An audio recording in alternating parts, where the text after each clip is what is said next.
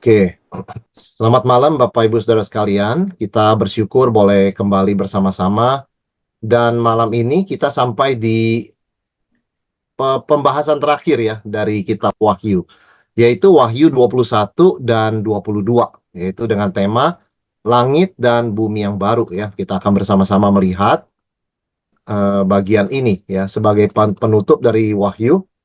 Kita akan baca Wahyu 21 ayat 1 sampai 3 ya. Lalu aku melihat langit yang baru dan bumi yang baru, ya, sebab langit yang pertama dan bumi yang pertama telah berlalu, dan laut pun tidak ada lagi. Lalu aku melihat kota yang kudus, Yerusalem yang baru, turun dari sorga, dari Allah yang berhias bagaikan pengantin perempuan, yang berdandan untuk suaminya. Dan aku mendengar suara nyaring dari takhta itu berkata, lihatlah, kemah Allah ada di tengah-tengah manusia, dan ia akan berdiam bersama-sama dengan mereka. Mereka akan menjadi umatnya, dan ia akan menjadi Allah mereka. Saudara, kita melihat setelah terakhir ya, 2 minggu lalu kita bicara takhta putih besar ya, yang merupakan salah satu tema penting dalam Wahyu 20. Sekarang kita masuk ada kelegaan. Artinya Tuhan sudah menyelesaikan penghakiman akhir. Ya, jadi iblis telah dikalahkan, dilemparkan ke dalam lautan menyala-nyala, antikristus, ular, pengikutnya, nabi palsu semuanya ya. Jadi cawan murka Tuhan sudah tuntas ya, dicurahkan, memusnahkan segala yang najis dari ciptaan lama. Setelah itu baru ada istilah langit dan bumi yang baru ya. Saudara sekalian, istilah baru di sini kita harus jelas ya, Tuhan bukan memusnahkan ya bumi kita ini, langit yang lama ini Tuhan bukan musnahkan loh. Dia menyingkirkan dosa dan kenajisan. Tetapi buminya tidak disingkirkan. Langitnya tidak disingkirkan. Jadi istilah langit bumi baru maksudnya diperbarui secara sempurna. Ya. Jadi bukan betul-betul Tuhan menghancurkan semuanya, melenyapkan, lalu ciptakan dari nol begitu ya, sesuatu yang baru, bukan itu ya. Tetapi yang ada nih, yang kita bumi di mana kita tinggal, yang kita kenal sebagai ciptaan lama ini suatu saat akan diperbarui. Di mana iblis, di mana kejahatan, dosa, kematian, duka cita, segala hal yang buruk ya, yang bukan bagian dari desain ciptaan Tuhan itu akan dilenyapkan ya. Nah, itu sebabnya ketika itu terjadi, maka otomatis ada langit dan bumi yang baru. Karena Tuhan sudah menyingkirkan semua dosa, penyesat, pencoba, iblis ya, dan kematian dan sebagainya. Nah, saudara, ada 7 musuh umat manusia ya. Yang pertama adalah dalam kitab Wahyu, yaitu laut. Laut tidak ada lagi ya. Mungkin saudara bertanya, kenapa ya laut ya? Saya suka laut, saya suka ke pantai, saya juga merasa rileks kalau ke pantai. Iya, tetapi kita harus ingat di dalam firman Tuhan, laut tidak ada lagi. Karena laut di dalam firman Tuhan itu simbol kejahatan, ya. Tempat binatang laut itu keluar.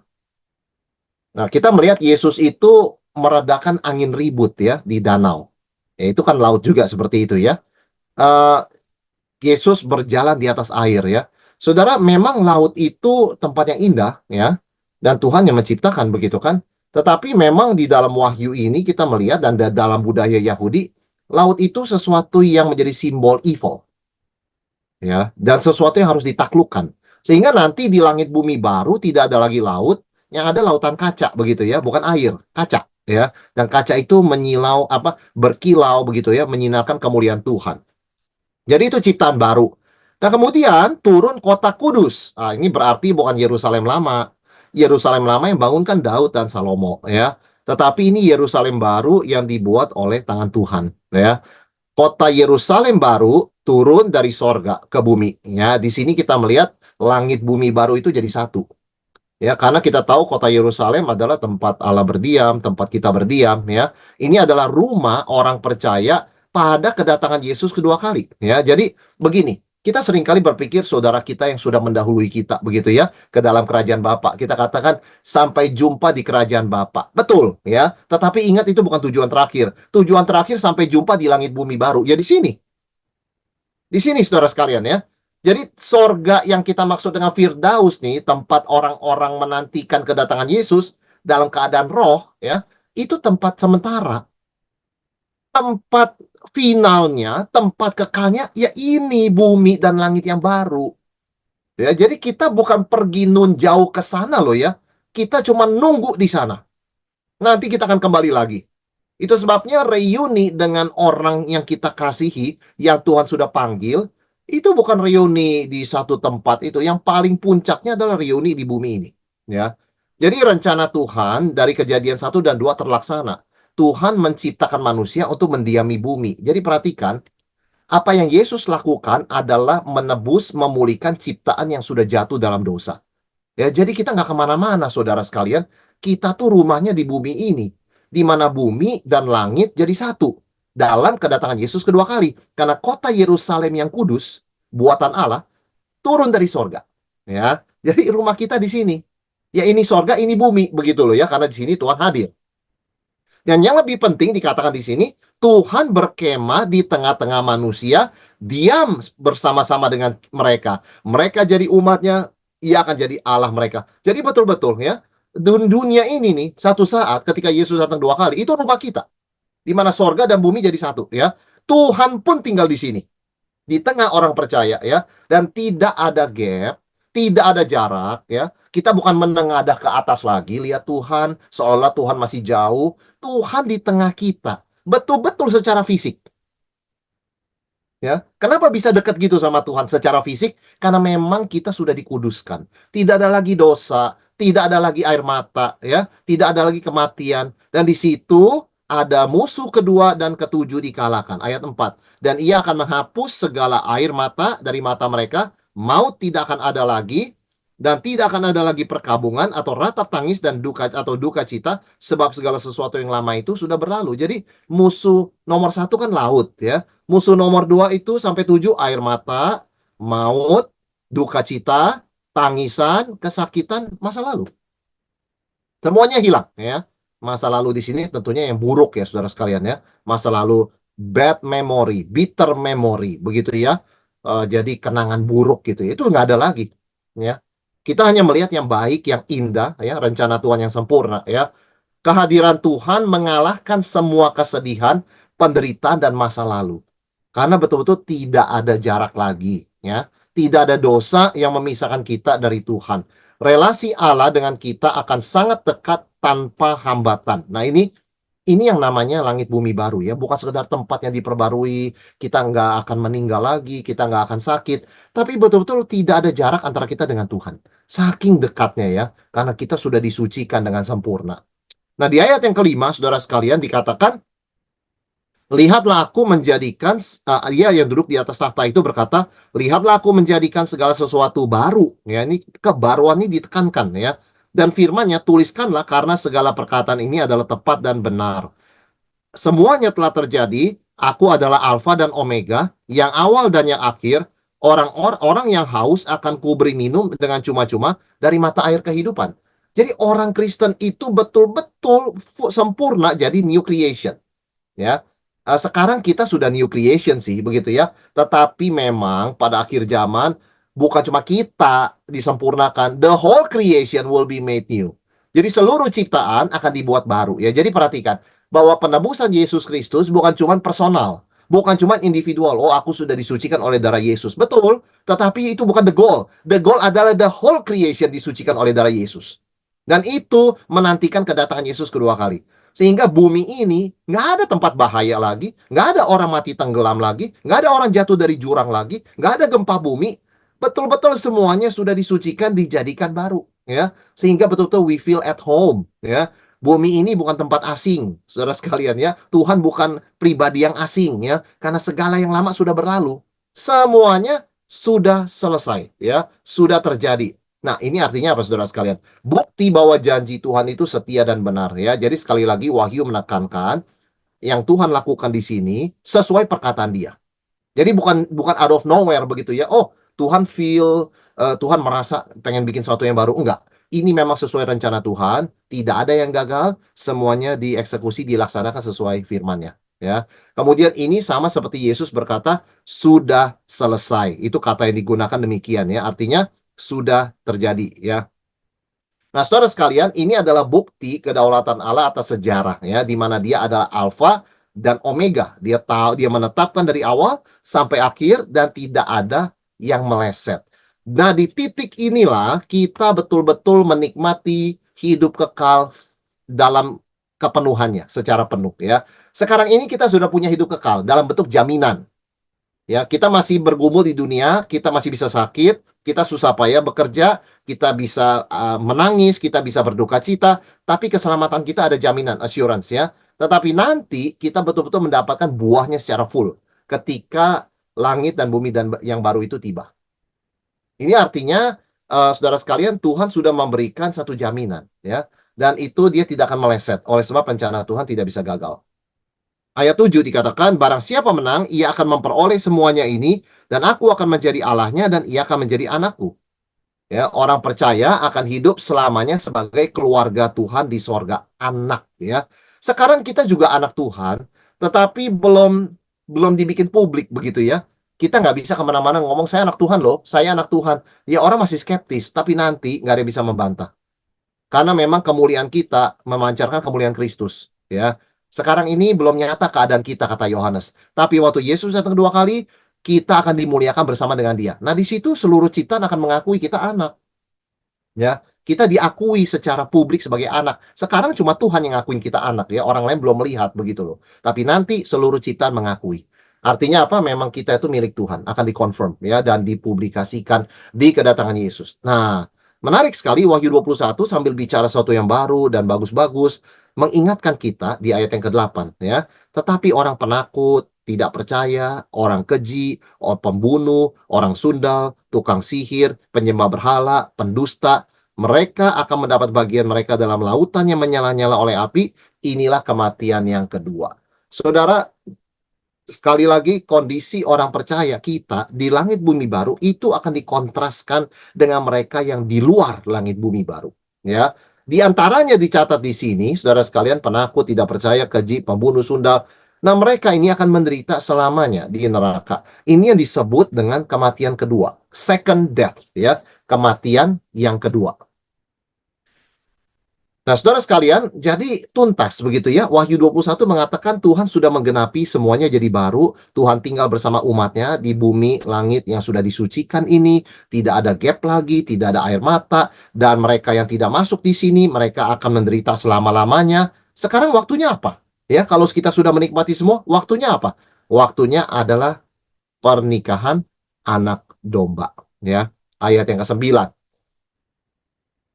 Maka datanglah seorang dari ketujuh malaikat yang memegang ketujuh cawan penuh dengan ketujuh malapetaka. Ia berkata kepadaku, marilah ke sini, aku akan menunjukkan kepadamu mempelai pengantin perempuan, mempelai anak domba. Lalu di dalam roh ia membawa aku ke atas sebuah gunung yang besar, sangat tinggi. Ia menunjukkan kepadaku kota yang kudus, Yerusalem turun dari sorga, dari Allah. Salah satu malaikat itu mengajak Yohanes, begitu ya, melihat apa? Gereja. Kita ini mempelai perempuan ya, sangat-sangat istimewa, sangat-sangat mulia begitu ya, disucikan oleh darah Kristus.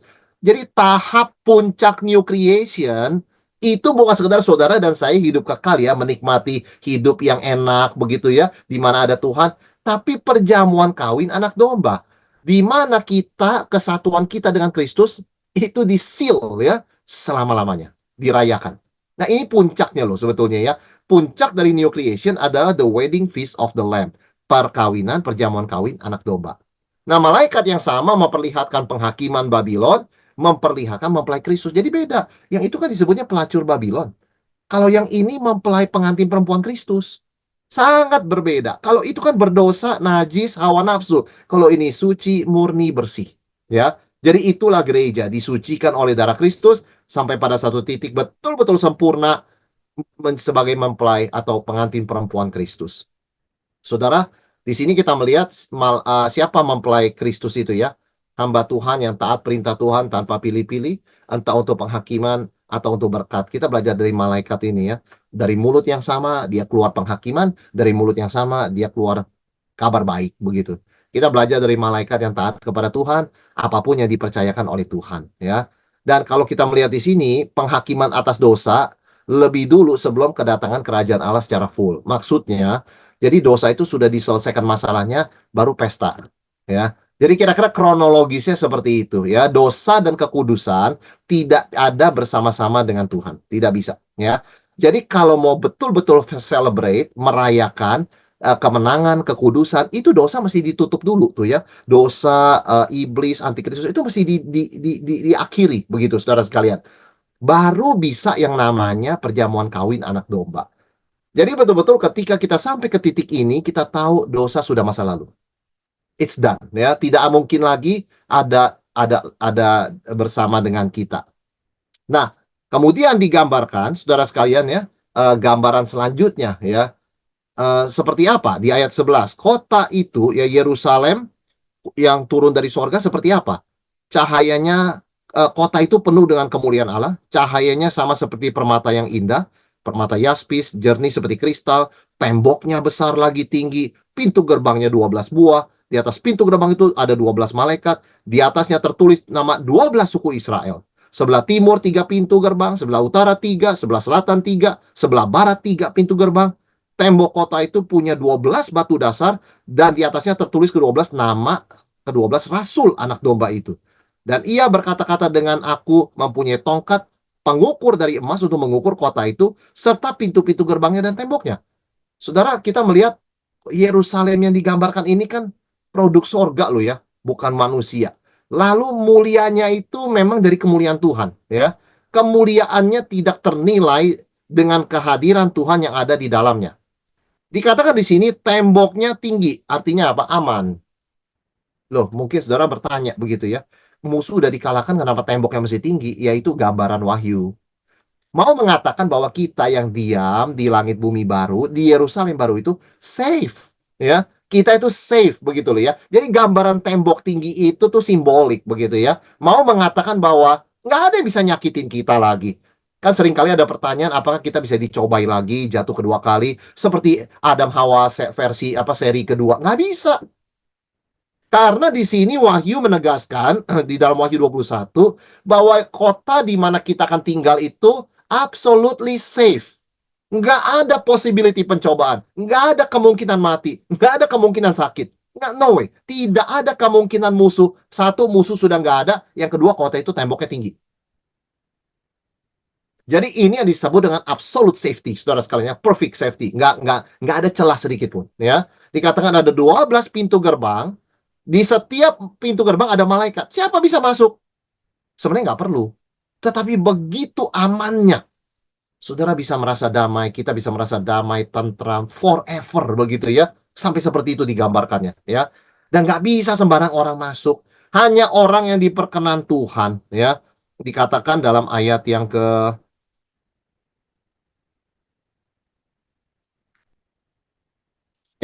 ke-27, tetapi tidak akan masuk ke dalamnya sesuatu yang najis, atau orang yang melakukan kekejian, atau dusta. Hanya mereka yang namanya tertulis dalam kitab kehidupan anak domba itu. Jadi tidak mungkin ada Adam Hawa kejadian 3 versi kedua, nggak, seri kedua nggak ada, saudara sekalian ya. 12 pintu gerbang menggunakan 12 suku Israel. Artinya apa? Tuhan tidak melupakan umatnya secara historis. Kan seringkali dalam membahas akhir zaman, selalu muncul pertanyaan berkaitan dengan Israel. Apalagi sekarang Timur Tengah mau perang, begitu kan? Orang selalu bertanya, Israel masih relevan nggak? Saya katakan masih. Sampai kota Yerusalem baru pun masih relevan. Nama 12 suku ditulis di sana, saudara sekalian, bagaimana nggak relevan? Iya betul, kitalah Israel rohani. Tetapi juga bersama orang Yahudi yang jadi Kristen, kita jadi satu Israel rohani. Ya, tetapi Tuhan tidak melupakan pekerjaannya. Ya, itu sebabnya nama 12 suku sebagai wakil seluruh orang percaya perjanjian lama ditulis di sana. Nah, sebaliknya saudara sekalian, fondasi dari tembok, ya, ini bukan pintu gerbang, fondasi memuat nama 12 rasul. Artinya apa? Ini adalah mewakili orang percaya perjanjian baru. Jadi kombinasi 12 suku dan 12 rasul menyatakan kesatuan umat Allah sepanjang sejarah. PL dan PB, perjanjian lama dan perjanjian baru. Dan di sini kita melihat bahwa di dalam kekekalan orang-orang percaya, baik perjanjian lama, Yahudi maupun perjanjian baru, campuran begitu ya, setara. Nggak ada warga kelas 2 begitu ya. Nggak ada orang berkata, oh nanti di dalam Yerusalem baru itu yang jadi masyarakat kelas 1 Yahudi begitu ya. Kita ini kan cangkokan. Orang non-Yahudi, kita jadi warga kelas 2. Nggak ada, saudara sekalian ya. Nama 12 suku di pintu gerbang, nama 12 rasul di fondasi. Ya, jadi setara di situ. Dan dikatakan di sini malaikat mengukur kota, saudara sekalian ya, mengukur dengan tongkat terbuat dari emas ya. Ini artinya apa? Selalu dalam pengawasan dan perlindungan Tuhan ya. Jadi kota ini kalau saudara lihat ukurannya, bentuknya itu bujur sangkar. Keempat sisinya sama ya, saudara sekalian ya. Keempat sisinya itu sama. Ayat 17, ia mengukur temboknya 140 hasta, yang juga menurut ukuran manusia, yang adalah juga ukuran malaikat. Ya, ayat 16, kota itu bentuknya 4 persegi panjang. Panjangnya sama dengan lebarnya. Artinya bujur sangkar ya. Panjangnya sama dengan lebarnya. Nah, ukuran kota menyatakan apa? Kemuliaan luar biasa. Sama semua sisinya ya. Ukurannya memadai menampung semua orang percaya, saudara sekalian ya. Dan ini adalah tempat tinggal Allah bersama dengan umatnya ya. Jadi 12 dikali 1000 begitu ya. Dikali 1000 kira-kira seperti itu, saudara sekalian ya. 12.000 stadia ya. Panjangnya, lebarnya, tingginya sama kayak kubus begitu ya. Jadi 12.000 begitu ya. Saudara, kemudian dikatakan ini temboknya itu tebal ya, 140 hasta atau sekitar 72 meter. Wah, tebal sekali. Ya, ini gambaran sekali lagi ya.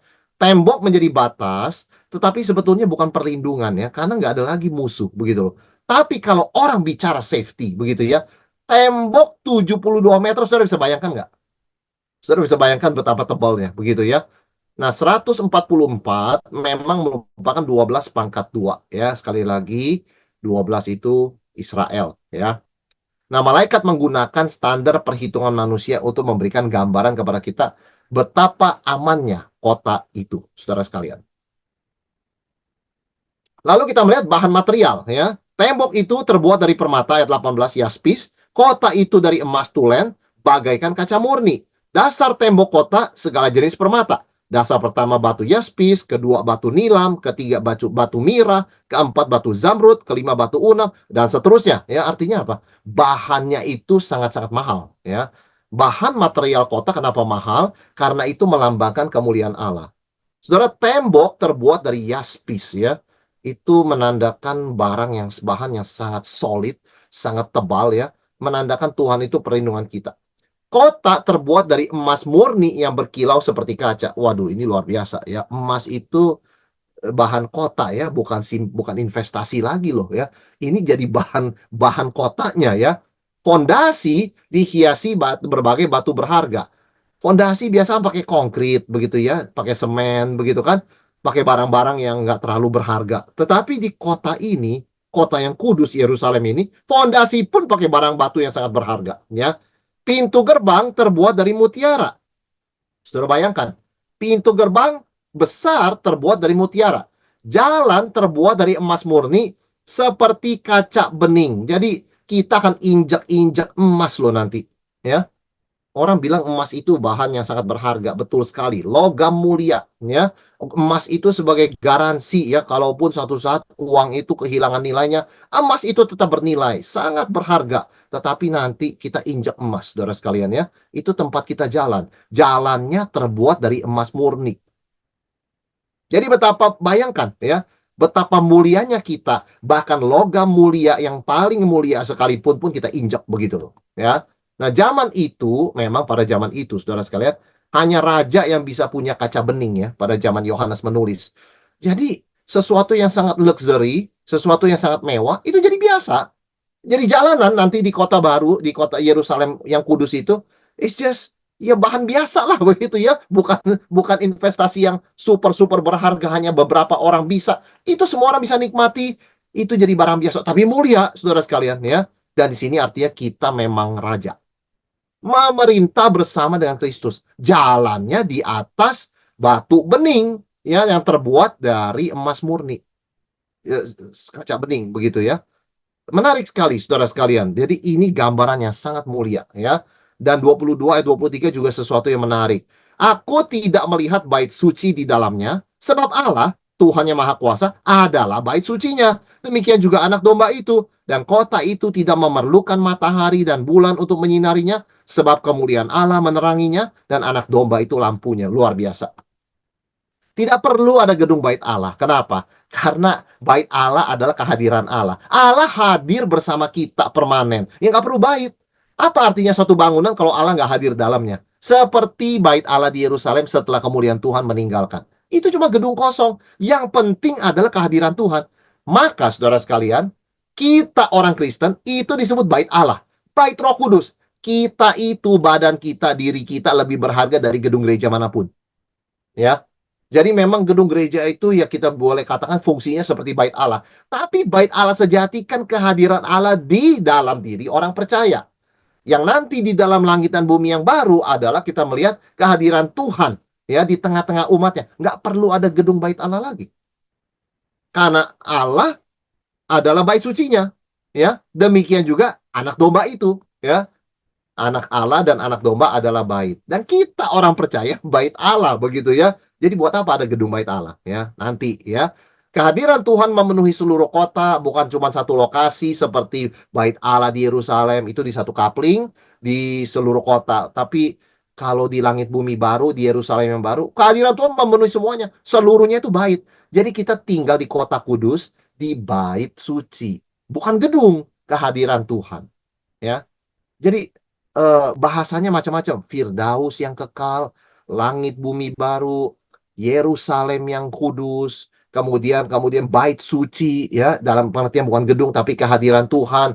Dan menariknya berikutnya dikatakan tidak ada matahari atau bulan. Kenapa? Karena Tuhan itu ada di tengah kita dan kemuliaan Tuhan itu bersinar dengan terang. Buat apa matahari dan bulan? Yang nggak akan menandingi itu mubazir, saudara sekalian ya. Karena kemuliaan Tuhan lebih terang dari apapun juga ya. Jadi kemuliaan Tuhan menggantikan matahari, kemuliaan anak domba menggantikan bulan. Dengan kata lain apa? Kemuliaan Kristus sama dengan kemuliaan Bapa. Tidak ada perbedaan di sini. Saudara bisa bayangkan betapa terangnya ya, betapa indahnya dan mulianya kondisi kita nanti ya, di langit dan bumi baru, di Yerusalem yang turun dari sorga ya, di dalam Firdaus yang kekal ini, saudara sekalian. Nah, menariknya, saudara sekalian, di dalam ayat 24 dikatakan, bangsa-bangsa akan berjalan di dalam cahayanya dan raja-raja di bumi membawa kekayaan mereka kepadanya. Saudara, ini menimbulkan banyak pertanyaan. Katanya sudah nggak ada orang bisa masuk lagi, begitu ya? Kota ini sangat aman. Gerbangnya tidak perlu ditutup. Begitu ya, ayat 25. Pintu gerbangnya tidak akan ditutup pada siang hari, sebab malam tidak akan ada lagi di sana. Oh, nggak ada malam lagi. Ya, oleh sebab kemuliaan Allah bersinar selamanya. Jadi, gerbang tidak perlu ditutup, kota nggak pernah gelap, tidak perlu tutup pintu, tidak ada kejahatan. Nah, ini yang menarik, tarik kembali ke ayat 24. Bangsa-bangsa akan berjalan di dalam cahayanya, raja-raja di bumi membawa kekayaan mereka kepadanya. Nah, ini tafsirannya apa? Apa tafsirannya? Apa yang disebut dengan kekayaan di bumi yang dibawa masuk ke dalam sorga? Katanya harta tidak masuk sorga. Katanya harta benda nggak bisa dibawa masuk ke dalam sorga. Kenapa di sini dikatakan raja-raja di bumi membawa kekayaan mereka kepadanya? Bukankah di Wahyu sebelumnya dikatakan kekayaan raja-raja musnah? Jadi kekayaan apa, saudara sekalian? Saya yakin, dan banyak penafsir yakin, yang dimaksud dengan raja di sini kita. Orang percaya. Saudara sekalian ya, kita memerintah sebagai raja. Pertanyaannya, kita bawa apa dari bumi ke sorga?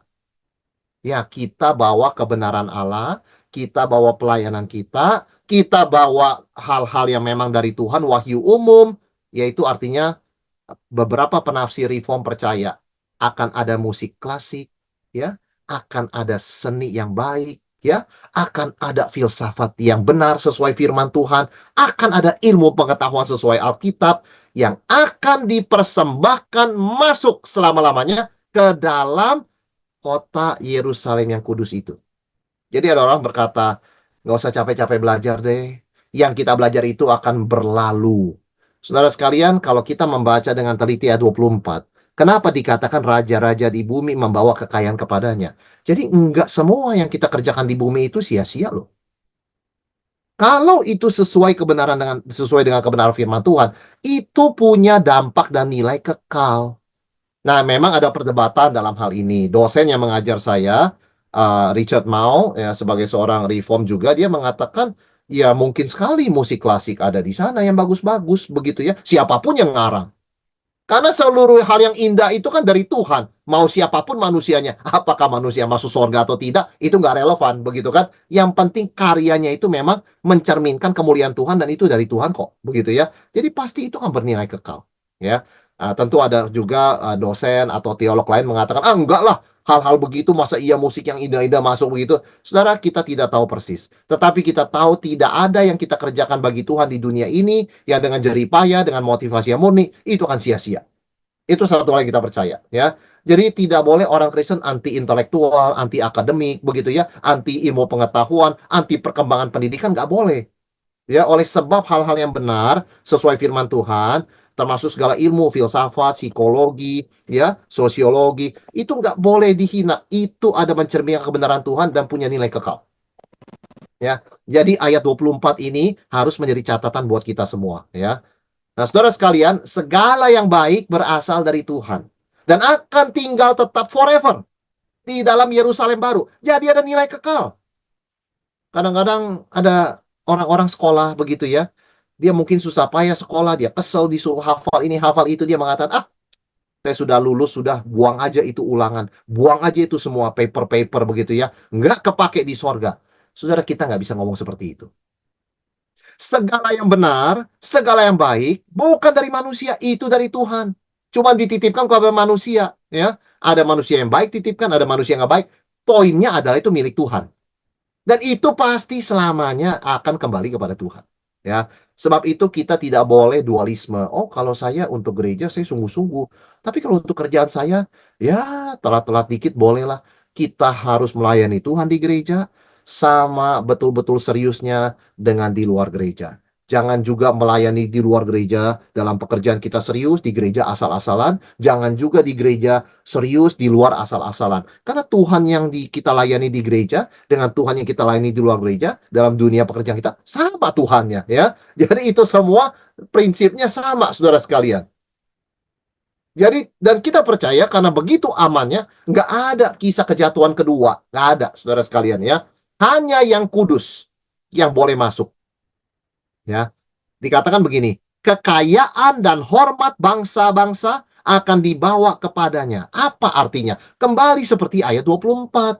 Barang-barang yang baik di dunia, ilmu-ilmu yang baik di dunia, seni-seni yang indah dan baik di dunia yang mencerminkan kemuliaan Tuhan, pasti masuk ke Yerusalem yang baru, ya. Jadi tidak ada yang sia-sia jerih lelah kita, saudara sekalian, ya. Tapi kudus, semuanya memang dikuduskan, ya. Tetapi memang yang iblis, disebut iblis, pencobaan, berhala, dusta, itu tidak bisa masuk. Saudara sekalian, tidak bisa masuk, ya. Hanya untuk yang namanya tertulis dalam kitab kehidupan anak domba. Wah, ini luar biasa, ya.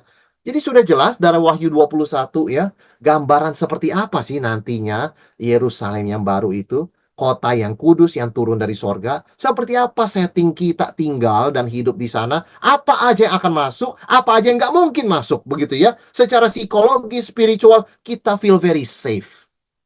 Ya, nggak ada lagi insecurity, itu nggak ada. Nggak ada lagi fear sama anxiety itu, kegelisahan dan ketakutan nggak ada. Ya, paranoid itu nggak akan ada lagi, saudara sekalian. Is totally safe and holy. Ini kondisi yang luar biasa, ya. Ini kerinduan manusia, begitu ya. Di dunia nggak dapat-dapat ya. Di dunia seaman-amannya kita, selalu di hati kita ada rasa kurang aman. Selalu ada khawatir bagaimana kalau nanti nggak aman lagi ya. Tetapi nanti kondisinya luar biasa. Nah, kita masuk ke Wahyu 22, saudara sekalian. Nah, ini pasal terakhir ya. Kita masuk ke dalam seperti situasi kehidupannya seperti apa. Tadi kan bicara mengenai kondisi sekeliling, keamanannya, apa yang terjadi di dalam. Tapi sekarang dikasih lihat seperti apa konten kehidupan di kota yang kudus itu. Ayat 22 ayat 1. Lalu ia menunjukkan kepadaku sungai air kehidupan yang jernih bagaikan kristal dan mengalir keluar dari takhta Allah dan takhta anak domba itu. Di tengah-tengah jalan kota itu, yaitu di seberang menyeberang sungai itu, ada pohon-pohon kehidupan yang berbuah 12 kali, tiap-tiap bulan sekali, dan daun pohon-pohon itu dipakai untuk menyembuhkan bangsa-bangsa.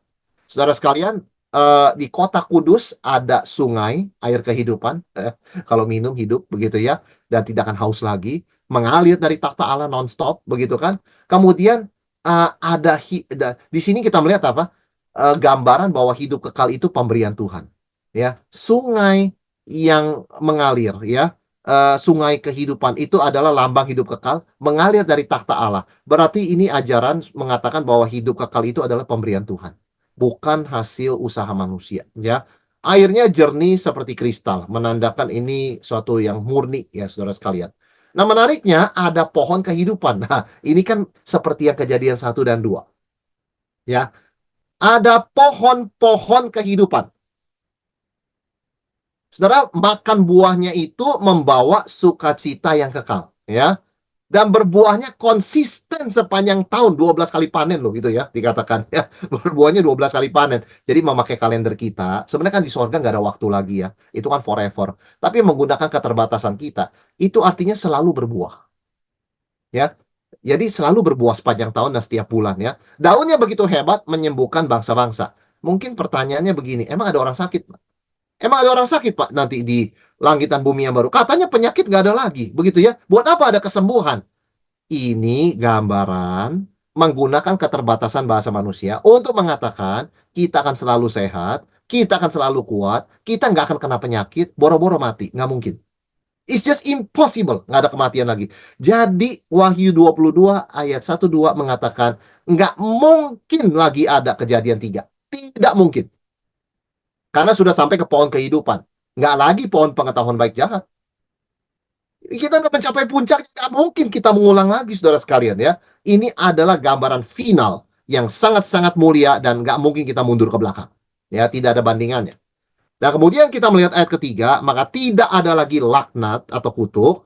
Takhta Allah, takhta anak domba ada di dalamnya, hamba-hambanya beribadah kepadanya. Ya, jadi ada takhta Bapa dan anak domba di dalam kota itu. Nggak ada lagi kutuk, cuman ada berkat, begitu kan ya. Di mana Allah bertakhta, di situ tidak ada kutuk, hanya ada berkat, begitu. Itu tapi nanti ya, saudara sekalian, nanti. Banyak orang mau bicara berkat terus ya, tetapi masih di bumi, begitu kan. Itu nanti, begitu ya. Kita belum sampai ke sana. Kita masih dalam perjalanan ya.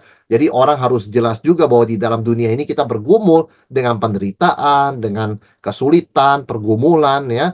Jadi jangan cuma khotbah berkat aja begitu ya. Nanti di Wahyu 22 maksudnya di akhir dari sejarah di mana Kristus datang 2 kali, kita hidup dan tinggal bersama dia Yerusalem baru. Nah, itu baru berkat doang. Ya, karena kutuk sudah nggak ada lagi. Tapi sekarang not yet. Nggak bisa cuma khotbah berkat doang. Ya. Nah, di mana Allah bertakhta hanya ada bisa satu respons, beribadah atau menyembah. Nah, kita selamanya menyembah, memuji Tuhan, tersungkur, melayani, bersukacita, mengenal Tuhan, ya, terus mendengarkan Tuhan, menyaksikan kebaikan, kemuliaan Dia, ya. Hamba-hambanya melayaninya dengan sukacita, ya. Nah, mereka akan melihat wajahnya. Wah, ini betul-betul nggak ada gap nih ya. Musa waktu melihat harus dengan selubung begitu ya. Kita melihat pun natur manusia Yesus begitu ya, yang menyembunyikan natur ilahinya. Karena begitu dikasih lihat sedikit di atas gunung kepada 3 muridnya, mereka langsung ketakutan. Tapi nanti kita akan lihat langsung kemuliaan Tuhan dan kita nggak mati. Betul-betul tanpa sekat, saudara sekalian ya. Ayat yang keempat. Dan mereka akan melihat wajahnya. Sebetulnya itu tujuan orang Kristen tuh, tujuan akhirnya itu. Melihat wajah Yesus. Ya, kalau di dalam bahasa teologi itu disebutnya beatific vision ya. Itu jauh sebelum reformasi sudah dikatakan ya, bahwa penglihatan tujuan orang Kristen suatu hari adalah melihat wajah Kristus. Dalam kemuliaannya, bukan wajah manusianya ya. Wajahnya yang full glorious. Bukan waktu dia berinkarnasi dan menyembunyikan kemuliaannya loh. Waktu dia memancarkan full kemuliaannya, di situ kita akan melihat. Itu namanya beatific vision. Dan orang hanya bisa lihat itu kalau sudah meninggal, sudah disucikan. Sudah sanctification-nya sempurna, mereka bisa lihat wajah Kristus seperti itu. Ya. Dan namanya akan ada di dahi mereka. Berarti ini protection. Saudara ingat Kain waktu dikasih tanda di dahi begitu ya. Nah itu artinya protection. Kan ya. Siapa yang berani melukai Kain, dibalas 7 kali lipat. Itu kan tanda protection. Kita milik Kristus. Jadi sangat safe, ya. Dan sangat senang hatinya melihat wajah Yesus, ya. Tidak ada gap, tidak ada batas. Tuhan tinggal bersama kita, nggak perlu matahari, nggak perlu bulan, nggak ada musuh, begitu kan. Dan kita melayani dengan sukacita, nggak ada paksaan. Luar biasa, saudara sekalian, ya. Tidak ada lagi malam, diulangi lagi, ayat 95, dan malam tidak akan ada lagi di sana, dan mereka tidak memerlukan cahaya lampu dan cahaya matahari, sebab Tuhan Allah akan menerangi mereka, dan mereka akan memerintah sebagai raja sampai selama-lamanya. Jadi Tuhan adalah terang kekal di kota itu, nggak ada malam nih ya. Jadi jangan bayangkan bumi berputar lagi, waktu hadap matahari itu siang, waktu menjauhi matahari malam, nggak ada lagi begitu saudara sekalian. Ya, strukturnya nggak seperti itu lagi. Yang lama sudah berlalu. Ya, disucikan, dimurnikan sehingga nggak ada malam. Ya, perlu istirahat nggak? Itulah peristirahatan yang kekal. Kita bersuka cita selamanya, nggak perlu tidur. Kita di dunia bilang istirahat tidur karena kita kerja capek. Tetapi di sorga nanti nggak ada sakit, nggak ada capek. Istirahatnya apa? Ya itu istirahatnya. Memuji Tuhan terus, melayani Tuhan terus. Itu istirahatnya. Waktu kita bilang orang Kristen rest in peace, itu bukan nganggur-nganggur di sorga. Itu melakukan segala sesuatu, memerintah bersama Kristus dengan sukacita. Karena ingat Bapak Ibu Saudara sekalian, Adam Hawa diciptakan dalam keadaan kudus bukan untuk nganggur. Tetapi Tuhan kasih mereka mandat, taklukkanlah bumi, ya, berkuasalah atas burung-burung di udara dan ikan di laut, penuhilah bumi. Artinya memang kita disuruh jadi raja dari awal. Cuma si Adam dan Hawa, nenek moyang kita, gagal jadi raja, jadi budaknya ciptaan. Kristus Adam kedua sukses. Dan kita yang percaya kepada dia, suatu saat akan kembali memerintah sebagai raja bersama Kristus. Nggak ada di sorga itu rest in peace tuh nganggur, nggak ada saudara sekalian ya. Yang namanya istirahat di sorga itu dengan sukacita bekerja sebagai raja bersama dengan Kristus memerintah di langit dan bumi yang baru. Jadi itulah suksesnya karya Tuhan. Di mana Adam gagal, di situ Kristus berhasil. Dan kita yang percaya pada Kristus ikut menikmati keberhasilan itu. Jadi kita nggak nganggur. Kita memerintah sebagai raja. Raja itu bekerja, saudara sekalian. Bukan seperti Daud yang nganggur-nganggur di soto istana. Bukan. Raja itu memerintah dengan aktif.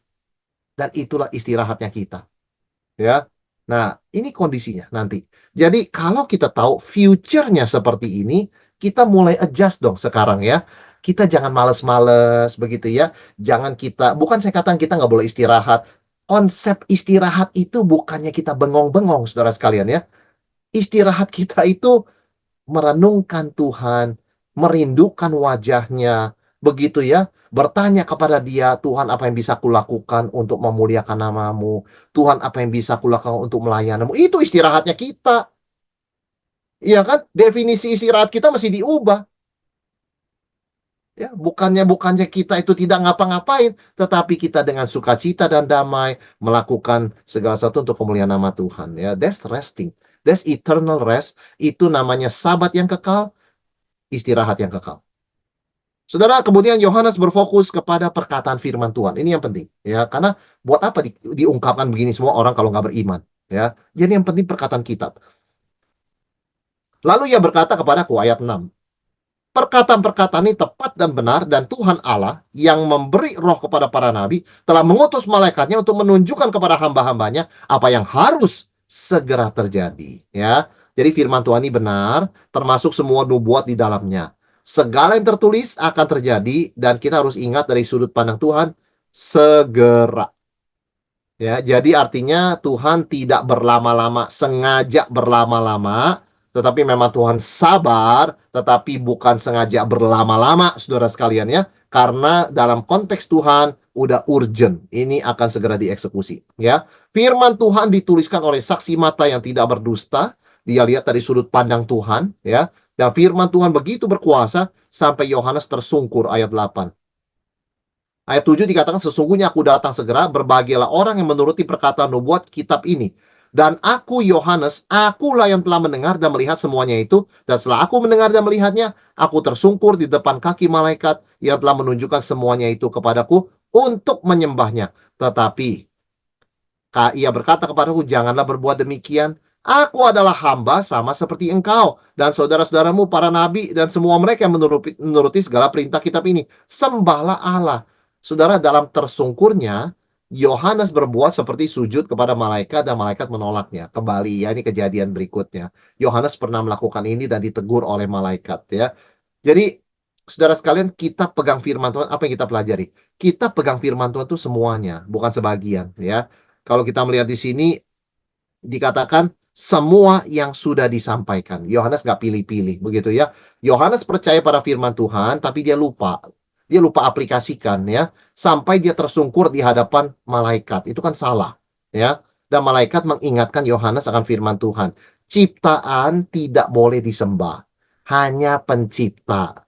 Saudara, Yohanes belum sampai kepada tahap kesempurnaan.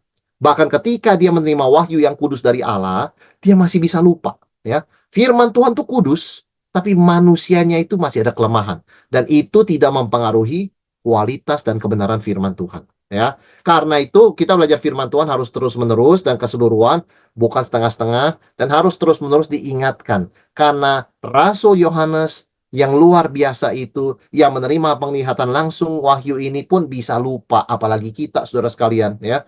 Jadi kita kalau lupa itu kita harus sadar kita tuh gampang lupa ya. Sehingga kita harus diingatkan terus-menerus. Lalu pertanyaan berikutnya adalah seberapa waktunya dekat sih yang dikatakan semua ini? Nah, menurut ayat 10 sampai 14 segera ya.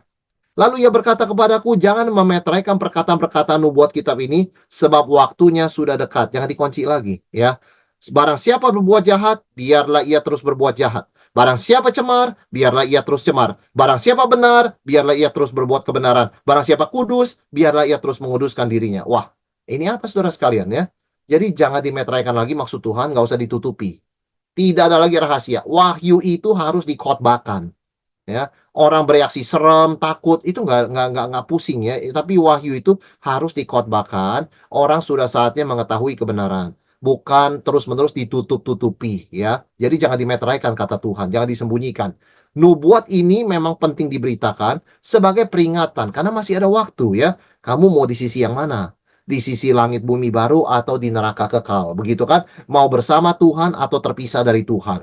Dan waktunya sudah dekat. Artinya apa? Nubuat ini harus sering diberitakan. Karena makin dekat waktunya, makin sangat genting orang itu memilih yang betul, ya, yang benar.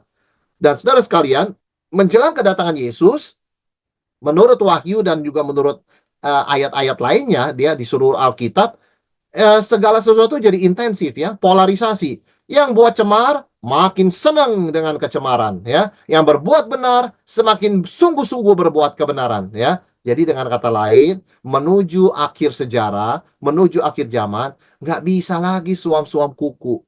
Nggak bisa lagi setengah-setengah, begitu ya. Nggak bisa lagi orang berkata, nanti saya lihat dulu deh ya.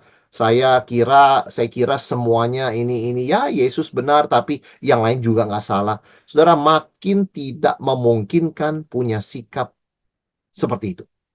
Ya, pemberitaan firman Tuhan yang terus-menerus mempertegas perbedaan terang dan gelap, mempertegas perbedaan benar dan salah. Jadi orang nggak bisa pura-pura netral, nggak bisa. Ya, jadi ini kondisi menuju kedatangan Yesus. Orang harus sungguh-sungguh, kalau nggak sungguh-sungguh, ya tidak usah sama sekali. Begitu ya. Itu nanti kondisinya sampai seperti itu, saudara sekalian. Dan toh, Tuhan akan membalaskan setiap orang menurut perbuatannya. Ayat 12. Sesungguhnya aku datang segera membawa upahku untuk membalaskan kepada setiap orang menurut perbuatannya. Aku adalah Alfa dan Omega, kembali Yesus katakan, yang pertama dan yang terkemudian atau yang awal dan yang akhir. Ya, artinya Yesus adalah Allah sejati. Karena siapa sih yang ada di awal dan sampai selamanya? Ya Allah, begitu ya. Yesus bukan cuma manusia, dia Allah, begitu kan? Dan orang percaya harus terus membasuh jubahnya, ya. Berbahagialah mereka yang membasuh jubahnya, mereka yang memperoleh hak atas pohon-pohon kehidupan dan masuk melalui pintu-pintu gerbang ke dalam kota itu. Orang percaya, seperti kita sebagai orang percaya diingatkan, terus ya, sanctification. Terus disucikan, dibasuh oleh darah Kristus, dibersihkan oleh firman Tuhan. Jangan bosan-bosan ya. Mengejar kekudusan, menjaga kemurnian, jangan berhenti, jangan suam-suam, jangan berkata capek terus-menerus disucikan. Nggak ada, saudara sekalian ya. Terus-menerus dibasuh ya, membasuh jubahnya, menjaga kemurnian kita ya, motivasi, pikiran, perbuatan, perkataan kita. Ayat 15 dikatakan apa? Tetapi anjing-anjing dan tukang-tukang sihir, orang sundal, orang-orang pembunuh, penyembah berhala dan setiap orang yang mencintai dusta dan melakukannya tinggal di luar. Nah, ini dia ya.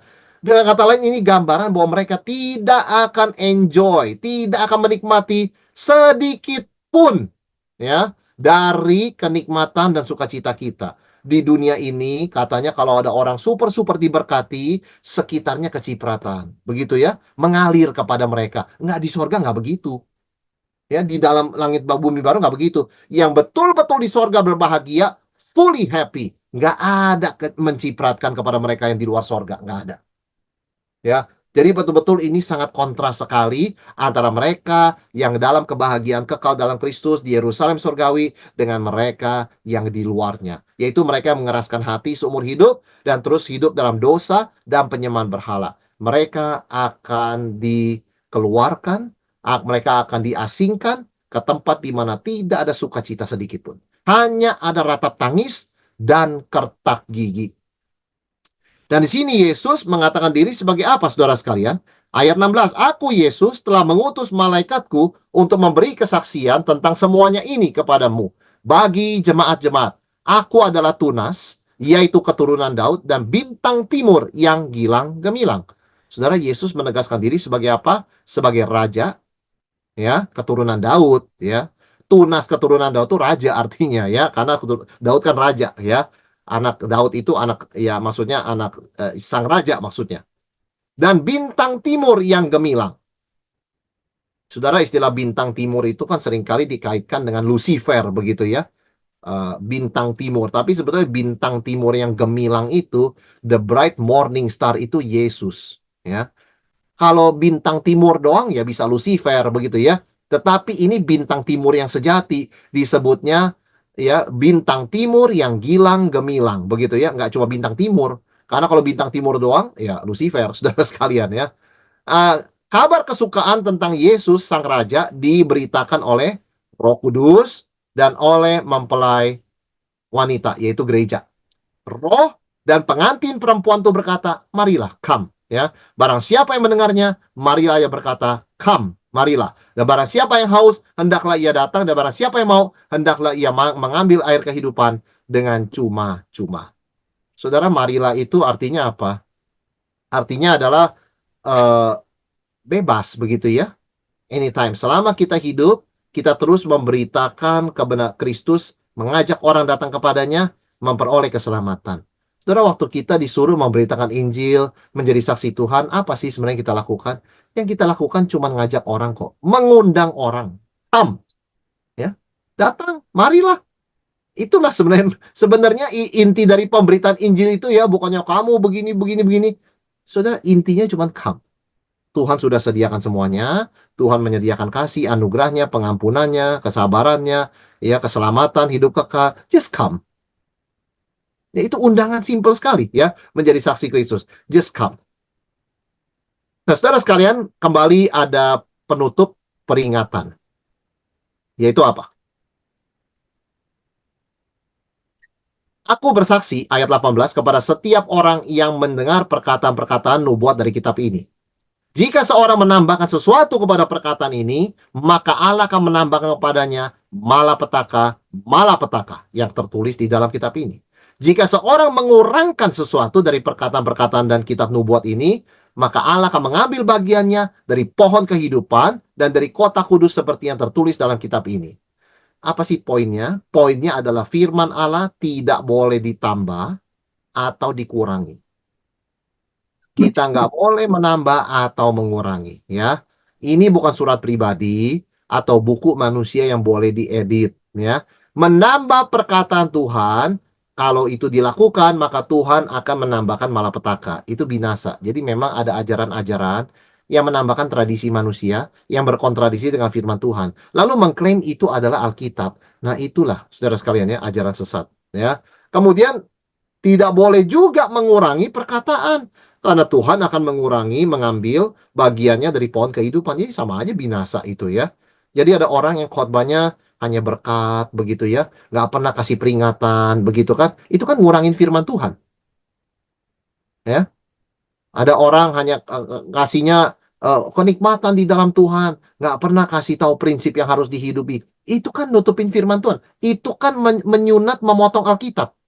Tuhan akan membinasakan, saudara sekalian, ya, karena dia mengurangi. Yang nambah-nambah dengan tradisi manusia juga begitu. Itu peringatan. Artinya setiap kita ya yang berpegang pada firman, yang mengajarkan firman, kita harus mengajarkan firman di dalam keutuhannya, saudara sekalian, ya. Kita menyatakan apa yang Tuhan mau kita nyatakan, ya. Dan ini berlaku buat semua pendengar Alkitab. Saudara sekalian ya, ayat 19 ya. Jadi aku bersaksi jika setiap orang yang mendengar perkataan-perkataan nubuat dari kitab ini. Artinya apa? Ya, ini semua orang Kristen sebetulnya ya. Kita semua mendengarkan begitu ya. Dan kita harus mendengarkan dan percaya kepada firman Tuhan secara utuh. Ya, jangan pilih-pilih begitu kan ya. Jangan loncat-loncatin sengaja. Oh, bagian ini bukan firman Tuhan ya. Perjanjian lama itu bukan firman Tuhan, begitu ya. Perjanjian baru yang salib-salib itu bukan firman Tuhan juga, begitu ya. Tapi kalau yang bagus-bagus, yang mengenakan kuping saya baru firman Tuhan. Itu tidak boleh. Itu sikap yang ditolak oleh Tuhan, saudara sekalian ya. Dan ayat 20 dan 21, dua ayat terakhir, ia yang memberi kesaksian tentang semuanya ini berfirman, ya, aku datang segera. Amin. Datanglah Tuhan Yesus. Kasih karunia Tuhan Yesus menyertai kamu sekalian. Amin.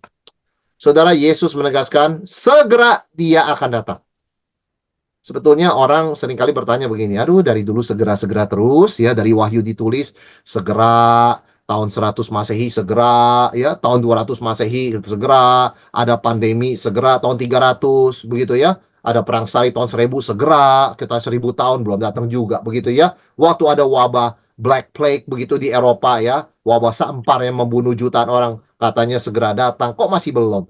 Sekarang lagi ada barcode lah di scan ini itu antikristus, Yesus akan datang, mana masih belum datang. Saudara sekalian, kita harus melihat segera dari sudut pandang Tuhan. Karena begini, kalaupun Yesus belum datang, orang bisa ketemu dia loh. Ya, ada orang saudara sekalian, ya, Yesus nggak datang-datang ya, malamnya dia meninggal. Malamnya dia meninggal, dia ketemu Tuhan toh. Apa nggak segera itu saudara sekalian? Ya. Jadi kita tidak bisa melihat ini dari sudut matematika ya. Dari dulu bilang tahun 1, tahun 2, mana segera-segera belum datang. Kita nggak bisa nilainya begitu loh. Karena Tuhan punya waktu melampaui kalender manusia. Kalau dia bilang segera itu segera. Responnya itu juga urgent ya. Kita berkata seperti Yohanes, aku datang segera. Maksudnya, ya datanglah Tuhan Yesus. Itu Yesus berkata, aku datang segera. Responnya, datanglah segera Tuhan Yesus. Jadi dari kita juga ada respon urgency begitu ya. Bukan mengatakan mana dari dulu mau janji datang belum datang-datang. Saudara, itu kan orang-orang yang mengejek begitu. Dikatakan oleh 2 Petrus ya. Karena kita orang Kristen belajar akhir zaman bukan buat nebak tanggal. Ya, semua orang nebak tanggal salah kok. Begitu kan? Ada 2 ekstrim, satu nebak tanggal, yang kedua skeptis acu-acu. Mana ada orang yang tahu? Mungkin dia nggak pernah datang kali. Itu 2 sikap yang keliru. Respon kita adalah datanglah segera Tuhan Yesus. Karena kalau bukan Tuhannya datang, kita datang ke dia loh. Itu kan segera, ya. Kita belajar mendengarkan dan menanggapi firman Tuhan dengan serius. Seluruh ajaran tentang akhir zaman bukan mencari tahu tanggalnya kapan, tetapi untuk menanamkan sikap waspada dan berjaga-jaga. Sampai ada seorang berkata begini, kita Kristen mesti hidup seolah-olah Yesus mati kemarin, bangkit hari ini, datang kembali besok. Itu loh orang Kristen. Kemarin, hari ini, besok. Kemarin Yesus mati, hari ini dia bangkit, besok dia datang kedua kali. Jadi harus hidup di dalam suasana seperti itu. Karena poinnya bukan belajar sejarah. Poinnya bukan nebak-nebak kapan datangnya. Poinnya sikap hati yang bersyukur, percaya, dan menantikan, berjaga-jaga, dan berdoa. Ya, itu yang Yohanes ajarkan. Ya, dan keseriusan ini akan mengubah cara pikir dan cara hidup kita. Seluruh ajaran Wahyu ini bukan suruh kita cocok logi ya. Kapan kejadiannya Yesus datang? Ini Israel perang lawan Iran nih, nanti kalau jadi yang mana? Bukan untuk itu. Kita cuma disuruh waspada, tanda-tandanya mirip dengan apa yang terjadi di dunia, dengan apa Yesus ajarkan. Tapi poinnya adalah sikap hati. Bukan nebak tanggal. Bukan mencocokkan ayat Alkitab dengan peristiwa politik di Timur Tengah. Bukan itu. Ya, masa depan orang Kristen yang pasti jelas, yaitu Yesus akan datang kembali. Dan Tuhan memberkati setiap orang yang merindukan kedatangannya. Maka Yohanes menutup dengan kalimat berkat ya, yang disebut dengan doa berkat ya. Kasih karunia Tuhan Yesus menyertai kamu sekalian. Amin. Siapa kamu di sini? Orang yang merindukan kedatangannya. Nah, inilah saudara sekalian ya.